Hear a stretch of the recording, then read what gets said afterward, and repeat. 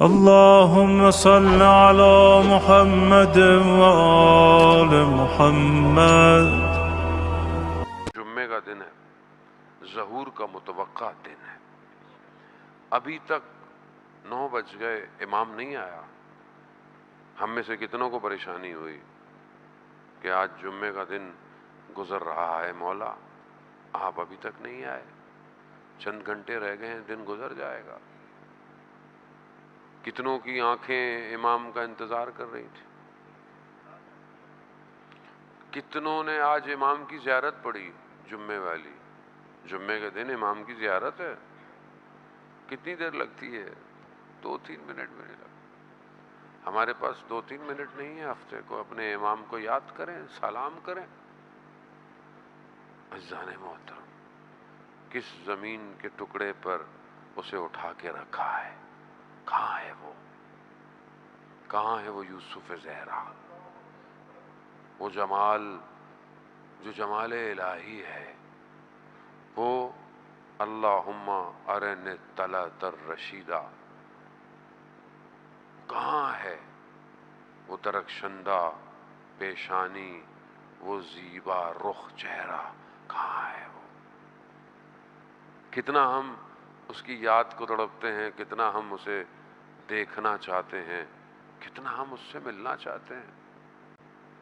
عزیزان محترم، اب یہ جب تک احساس نہیں ہے، جب تک موومنٹ نہیں ہے۔ مسجد نبوی ہے،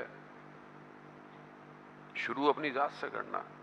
مسجد نبوی ہے، شخص عرب بیٹھا ہوا ہے رسول کے بعد، ایک فقیر آیا، عرب بدو تھا، لباس بہت صاف نہیں تھا، بیٹھا، برابر والے شخص نے اپنے لباس کو تھوڑا سمیٹا کہ کہیں لباس خراب نہ ہو جائے۔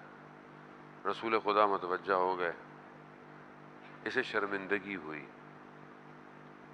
یہ کھڑا ہوا، اس نے کہا یا رسول اللہ میں معذرت چاہتا ہوں، میں اپنی آدھی جائیداد اس کو دیتا ہوں۔ وہ کھڑا ہوا، اس نے کہا یا رسول اللہ مجھے نہیں چاہیے۔ کہا کیوں؟ کہا میں نہیں چاہتا کل میں بھی اس کی طرح کروں۔ یعنی جو اپنے پہلو میں کسی کو جگہ نہ دے پائے، وہ کل امام کے لیے اپنا وجود دے گا۔ بہت مائنر سی چیزیں ہیں، ہم یہیں پھنسے ہوئے۔